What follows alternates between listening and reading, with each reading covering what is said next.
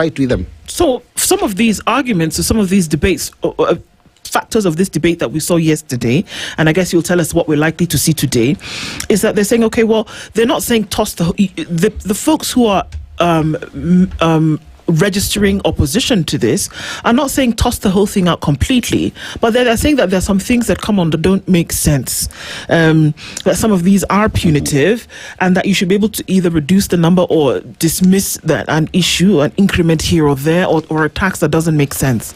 So basically saying rework this thing so that the people that we represent can then, live a little bit easier in the country. What is the likelihood that some of these arguments against some of the factors within this bill will actually be taken into consideration and then reworked? No. Because today is the 18th of June. This all should kick in by the 1st of July. I think they want to finish it today.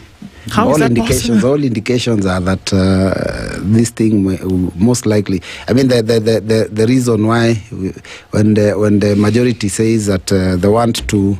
The majority side says they are proposing that we have a sitting today morning, and they say priority government business. What is that? I mean, it's I think, and then it's already in the order paper that the finance bill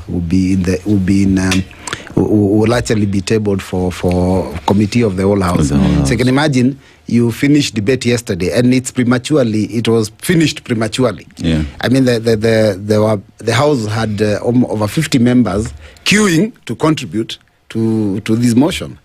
And then one member wakes up, is very notorious for that, wakes up and says, and whatever article in the standing order, we ask that the mover be called to reply. That basically means stop debate, let's vote. And so we say, no, let's continue the debate, because let's hear as many opinions as possible, so that by the time we get to the tail end and make put it to a vote, Kenyans have had the different opinions.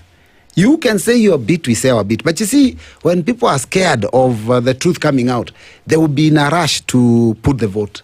Because you don't want people to hear the opinions. Or at least I had over 20 members still queuing, waiting to give their version of their understanding of the bill. So they're looking and they're saying this, wait a minute, so-and-so hasn't spoken, so-and-so, these people, when they speak, they're going to poke holes in this bill. So the best thing to do is hurry up the process.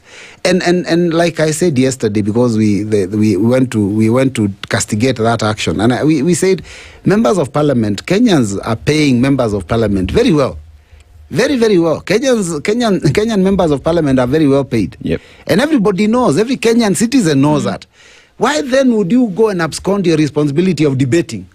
Because Kenyans will want to hear you and see what your opinion is and see what you stand for. So two things happen.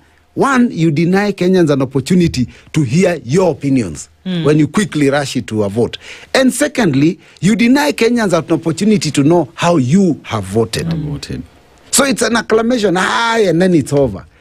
People want to know, how did Mbui vote? They heard me, yes, they know I opposed.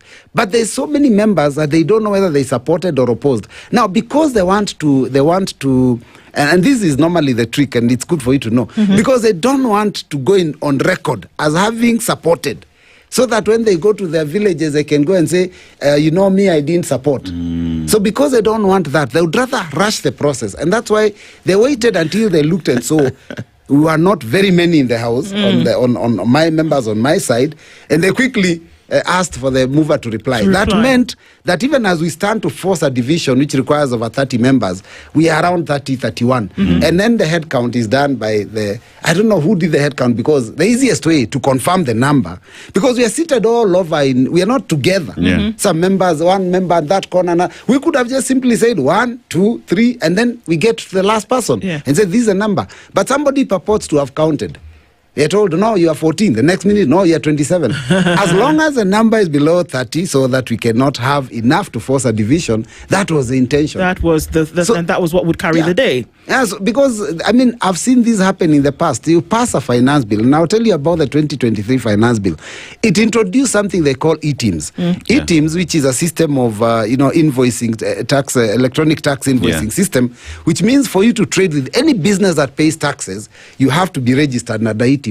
Now, farmers in Moranga had a meeting with their members of parliament then, and KRA, and KRA told them, you know what, you're all supposed to register so you can sell your avocado. And they were up in arms. The members said, no, come, wait a minute. This is not what we passed.